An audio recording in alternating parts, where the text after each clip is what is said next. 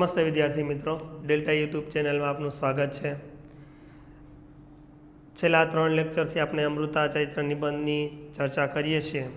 તો છેલ્લા લેક્ચરની અંદર આપણે જોયું કે અમુ જે છે એ અમુના ભાઈ કહેતા કે કિશનના લગ્ન લેવાય છે અને એની જે તૈયારીઓ થાય છે અને એ તૈયારીઓમાં અમુ એના માતા પિતા પાસે એના લગ્ન મોકૂફ રાખવાની વાત કરે છે।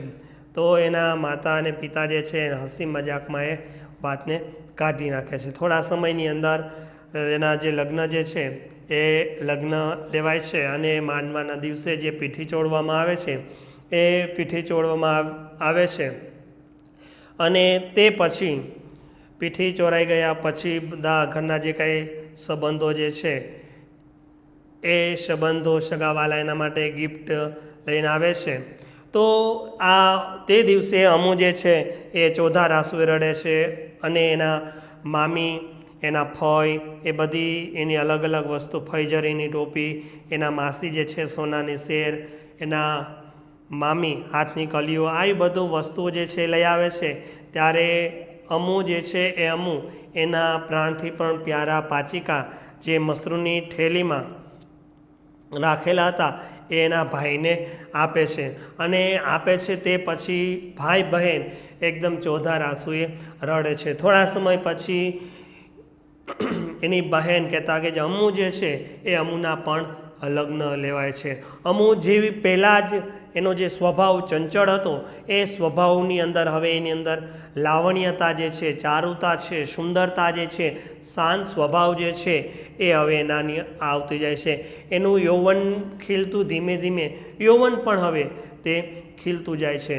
जेम जेम हवे थोड़ा समय पछी अमुना लग्ननी ज्यारे वात करे छे अने अमुने जे दिवसे पीठी चोड़वामां आवे छे ते दिवसे लेखक कहे छे कि हूँ चौधा रासुए रड़ी पड्यो। अने सौथी वधारे जो करुणदायक जो कोई स्थिति होय तो ए छे विदायनी स्थिति। तो अहीं अमु जे छे अमुना विदायनी स्थिति आवे छे त्यारे एना माता पिता बधा मासी फोई बधा रड़े छे अने एनी माता जे नर्मदा हती एनी पाछळ ऊभा रहीने किशन कहे छे कि हूँ रड़तो हतो अने ज्यारे विदाय थाय छे त्यारे एने मने जे गिफ्टनी अंदर भेटनी अंदर जे पाचिकावारी मसरूनी ठेली आपी हती ए ठेलीनी अंदर मैं पिताजी पासेथी 25 रुपया लई ए अंदर राखेला। ए ज्यारे हूँ एने मळवा माटे गयो तो ए जे भेट जे छे एने ए भेट मैं आपी दीधुं त्यारे एनी अंदर एनी आँखोनी अंदर जे उदासीपणुं हजू जे व्यथा हती जे पीड़ा हती ने हूँ समझी शक्यो हतो। अने हवे जे आगळ वात करे छे ते जोईए। एनी विदायथी अमने कई कड़वड़ी अमु पाછી आवी त्यारे लग्नना थोड़ा दिवसोमां मारी लाडली बहन साव बदलाई गयेली। एनो हसतो चेहरो, मरकती अने मस्तीखोर आँखो अने उछळतुं आखुं अस्तित्व बधुं ज शांत थई गयुं हतुं। जेम जेम दिवसों गया तेम तेम अमु वधारे शांत अने शाणी थई गई। हवे जो लग्ननी स्थिति लग्न पूरा थई जाय छे ते पछी एक स्त्रीनी अंदर एना जीवननी अंदर केवो बदलाव आवे छे, केवो फेरफार थाय छे एनी वात आनी अंदर करवामां आवे छे। कारण के लग्न पहला एना माता पितानी घरे जेवी रीते हसी मजाक करती होय, मस्ती करती होय ए हवे सासरा पक्ष में बधुं बंध थई जाय छे। त्यां एक घरनी मर्यादा, घरनी लाज कहेता के जे वहू जे छे ए वहू बनीने ने રહેવું પડતી હોય છે। એટલા માટે કહે છે કે વિદાયથી અમને કંઈ કળ વળવી। શું વાત થઈ કે વિદાયથી અમને કંઈ કળ વળે છે, મતલબ એમાંથી થોડાક ઊભા થાય છે। એ વાત થોડા સમય પછી અમુક પાછી આવે ત્યારે, કારણ કે લગ્ન પછી થોડા સમયમાં દીકરી જે છે એ સાસરામાંથી પિયર આવે છે, એમ થોડા દિવસ પછી એ અમુ જ્યારે ઘરે આવે છે ત્યારે मारी जे लाडली बहन जे छे लेखक बात करे छे ए तो साव एटले आखी आखी ते बदलाई गयेली। એનો હસતો ચહેરો, મરકતી અને મસ્તિષ્કો આંખો, ઉછળતું અસ્તિત્વ બધું જ શાંત થઈ ગયું. હવે એને જે અમુને જોઈ હતી એ અમુ જ એને હવે સાવ બદલાયેલી જોવા મળે છે. કારણ કે પહેલાં જ વાત કરે છે કે એનો હસતો ચહેરો, કારણ કે ઘરે તો આખો દી હસતી, આનંદ, કિલોલ કરતી હતી. એ હસતો ચહેરો, મરકતી અને મસ્તિષ્કો આંખો, કારણ કે આગળ આપ જોયું ને ચકોર એની જે આંખો છે, ચકોર આંખો, બધું ઉછળતું આખું અસ્તિત્વ જે છે ધીમે ધીમે આખું જે જીવન જે છે એ જીવન એનું બદલાઈ ગયેલું. જેમ જેમ દિવસો ગયા તેમ અમુ વધારે શાંત અને એ સાણી એટલે કે એકદમ ડાઈ અને ઠાવકી એકદમ, કારણ કે સમય જતાં જતાં હવે વહુ બની ગઈ છે એટલે એની અંદર જે ચંચળતા હતી, ચારુતા હતી, ધીમે ધીમે શાંત થતી જાય છે. અને 4 વર્ષ પછી એ સાસરે બીમાર થઈને ઘેર આવી ત્યારે હું અને બા એને માંડ ઓળખી શક્યા. એટલી બધી બદલાઈ ગઈ હતી કે અમુ જ નહીં જાણે એનું ભૂત. નમણી અને સ્નેહ નીતરતી અમુનું આવું રૂપ જોઈ અમે ડઘાઈ જ ગયા. બા તો રડી પડી. થોડા દિવસ થયા અમુની બીમારી વધી તે એટલી વધી કે એક સવારે અમને રડતા કકડતા મૂકીને ચાલી નીકળી. અમુ જતા ઘરમાં સુનકાર વ્યાપી ગયો. સનસનાટી તૂટી પડી. કુટુંબનું જાણે માંગલ્ય મરી ગયું. જો હવે લગ્ન થાય છે, એ લગ્નને પછી 4 વર્ષ એટલે 4-5 વર્ષની અરસામાં 4 વર્ષ પછી પાછી પિયર આવે છે ત્યારે કોણ? મંગુ. આજે અમુ જે છે એ અમુ 4 વર્ષ પછી જ્યારે લગ્ન થયા તે પછી આવે છે, તે પછીની વાત છે. હવે ઘરે આવે છે ત્યારે કેવી થઈને આવે છે કે બીમાર થઈને આવે છે. ત્યારે હું અને બા જે છે એને માંડ ઓળખી શક્યા. આપણે કહીને કે લગ્ન પછી જે વ્યક્તિત્વ એનું બદલી જતું હોય, કોઈ ઘણા સમય પછી મળે તો આપણે એમ કહીએ ને તું તો સાવ બદલાઈ ગયો છે. તો એમ આ અમુ જે છે એ અમુ પણ એનું જીવન જે છે, આખું એનું વ્યક્તિત્વ જે છે એ બદલાઈ જાય છે. હવે કહે છે કે એટલી બધી બદલાઈ ગઈ હતી કે અમુ જ નહીં જાણે એનું ભૂત. નમણી અને સ્નેહ નીતરતી અમુનું આવું રૂપ જોઈ અમે બધા ડઘાઈ ગયા એટલે કે અમને વિશ્વાસ નહોતો આવતો કે આ શું અમુ જ છે કે બીજું કોઈ. એટલે કે છે કે આ અમુનું જાણે ભૂત ઊભું હોય એવું અમને લાગતું હતું. બા તો રડી પડી. થોડા દિવસ થયા અને અમુની બીમારી વધી. કારણ કે અમુ જે છે અમુ એટલી બધી માંદગી ગ્રહણ કરી લે છે કે સમય જતાં એની જે બીમારી જે છે એ બીમારી કેવી થતી જાય છે કે એની બીમારી વધતી જતી જાય છે. હવે વધતી જતી જાય છે એટલે તરત જ એટલી બધી વધી જાય કે એક સવારે અમને રડતા કકડતા મૂકીને ચાલી નીકળી. એટલે ચાલી નીકળવી એટલે ઘરથી ચાલી નીકળવાની વાત નથી, આ જિંદગીથી એ વિદાય થાય છે. મતલબ એનું હવે મૃત્યુ થાય છે, એનું નિધન થાય છે. એટલા માટે કહે છે કે એક દિવસ સવારે અમને રડતા કકડતા, કારણ કે રડતા હોય કકડતા રોવાને અવાજ કરે, એ પછી એમ આજે અમુ જે છે એ અમને અમારો સાથ સંગાત જે છે એ છોડીને એ હવે મૃત્યુ પામે છે. એટલે અમુ જતા ઘરમાં સુનકાર વ્યાપી ગયો એટલે ફેલાઈ ગયો. કારણ કે અમુ જે છે, અમુ જ્યારે હતી ત્યારે આખું ઘર કિલકિલાટ આનંદથી એ ગુંજતું હતું. પરંતુ હવે અમુ જે છે એમનું મૃત્યુ થઈ જાય છે, એ મરી જાય છે, તે પછી એનું ઘર જે છે ઘરની અંદર આખા ઘરમાં શોક વ્યાપી જાય છે અને એકદમ સુનકાર બની જાય છે, એકદમ શાંત બની જાય છે. સનસનાટી તૂટી પડી. કુટુંબનું જાણે માંગલ્ય મરી ગયું. શું વાત કરે કે કુટુંબનું જાણે જે માંગલ્ય શુભ જે કલ્યાણ થતું હતું એ જાણે હવે એ પતી જાય છે, પૂરું થઈ જાય છે। બાની આજ્ઞાથી ત્રીજા દિવસે હું નર્મદા અને ઓર નદીના સંગમ ઉપર ચાણોદ અમુના અસ્થિ લઈ જવાનો હતો। બાને હું અમુની પેટીની વસ્તુઓ વગે કરતા હતા એમાંથી એની લગ્ન વખતની સૌભાગ્ય ચૂંદડી ગળીમાંથી પેલી મસરૂની ઠેલી નીકળી। મેં ઉઘાડીને જોઈ તો અંદર પેલા 5 આરસના કૂકા તૂટ્યું વાળીને પડ્યા હતા। એ કૂકા જોઈને મારાથી ના તો રડાયું ના તો બોલાયું। બા કૂકાને જોઈને પછી મને જોઈ રહી। જોઈ ના શકીએ એટલે બાથ ભરી લીધી।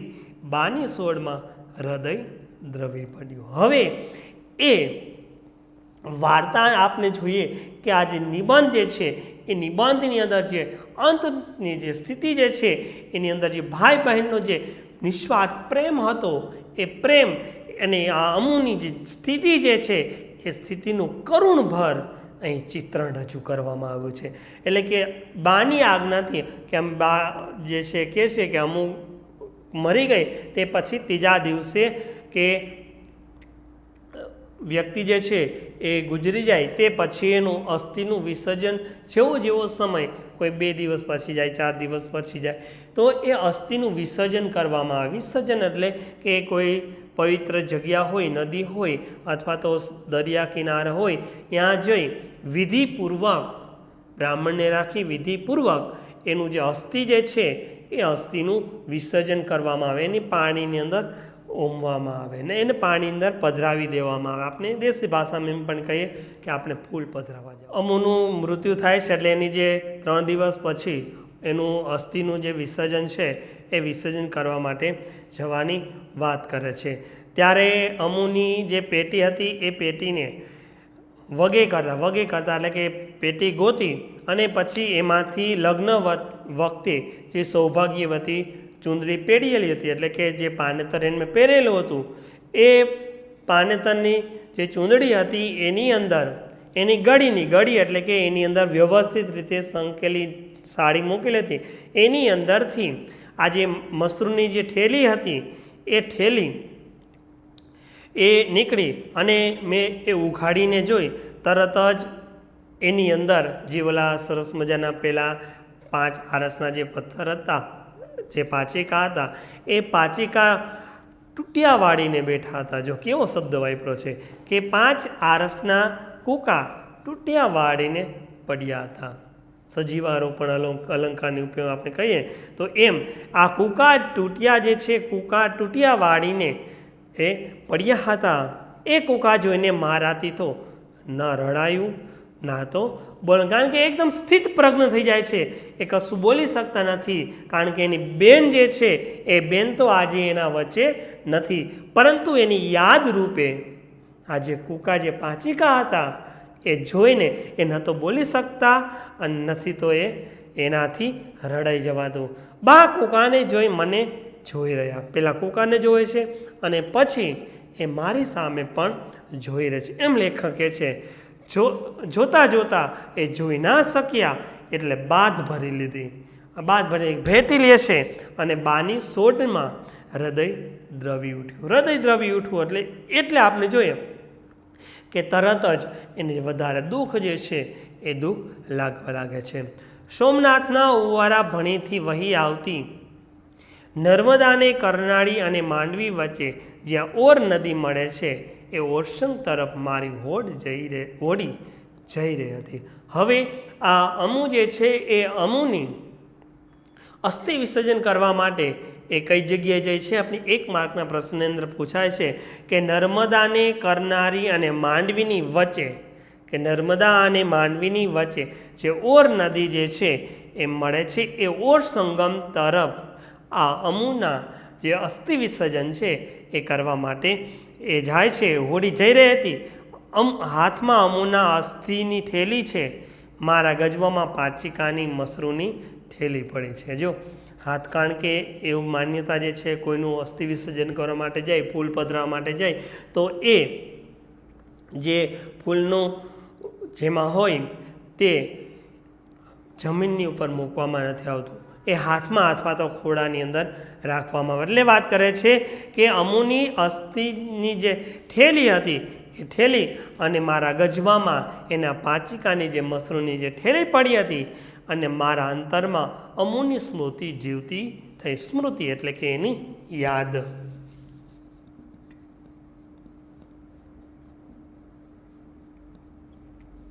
આ અમુની જે યાદ છે એ યાદ હવે એને એક પછી એક એની યાદો એને આવતી જાય છે. અને પછી અકસ્માત માનસીએ કહ્યું, ભાઈ આ ઓર સંગમ છે. મેં અસ્થિની થેલી પાણીમાં મૂકી જીવતો ન ચાલ્યો, પણ થેલી પણ પેલી પાંચિકા સાથેની મસરૂની થેલી પાણીમાં મૂકી દીધી. અમુના અસ્થિ અને આરસના પાંચિકા મેં પાણીમાં મૂક્યા ત્યાં તો લાવણ્ય અને લજ્જા ભર્યા એના લોચનો ધનસ્યાકૃતિ ભ્રમરોથી છવાયેલા મારી સામે હસી ઉઠ્યા.